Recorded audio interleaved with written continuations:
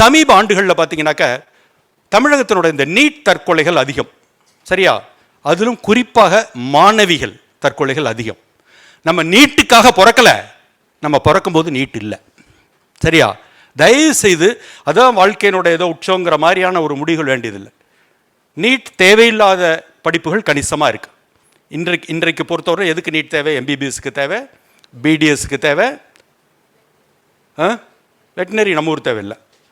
அப்புறம் ஆயுர்வேதா, சித்தா, யுனானி, ஹோமியோபதி அப்படிங்கிற இந்த இந்தியன் மெடிசன்ஸுக்கு தேவை, அப்ராட் இதுக்கு தேவை. இதுதான் தேவை இல்லையா?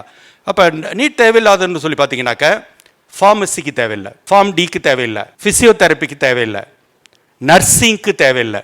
ஓகேயா? இப்போ இதெல்லாம் நம்ம கன்சிடர் பண்ண வேண்டிய படிப்புகள். அடுத்து ஒரு 30 வகையான பிஎஸ்சி படிப்புகள் இருக்கு. படித்து முடித்தவுடன் ஒரு வேலைவாய்ப்பை உருவாக்கக்கூடிய, அதே நேரத்தில் எம்பிபிஎஸ் அளவுக்கான செலவு தேவையில்லாத தனியார் கல்லூரிகள்லையும் அரசு கல்லூரிகள்லையும் தனியார் பல்கலைக்கழகங்கள்லையும் இருக்கக்கூடிய படிப்புகள். சரியா? இந்த படிப்புகள் உங்களுக்கு நான் உங்களுக்காக இந்த ஒரு சின்ன பட்டியலை நான் படித்து காமிக்கிறேன். இது எல்லாமே பிஎஸ்சி படிப்புகள். சரியா?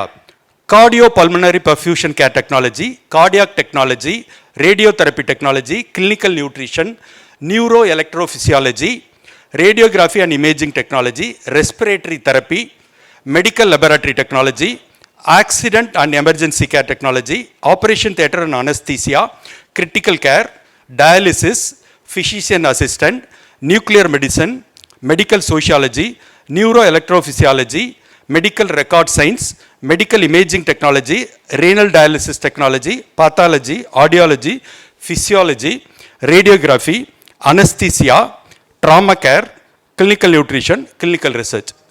இதுக்கிட்ட ஏதோ வேகமாக படிச்சுட்டேன்னு பார்க்காதீங்க, ஒன்றுமே இல்லை. அரசாங்கத்தோட எம்ஜிஆர் மெடிக்கல் யூனிவர்சிட்டியோட வெப்சைட்டுக்குள்ளே போனீங்கன்னா இந்த 30 கோர்ஸோட பட்டியலும் அதுக்குள்ளார இருக்கும்.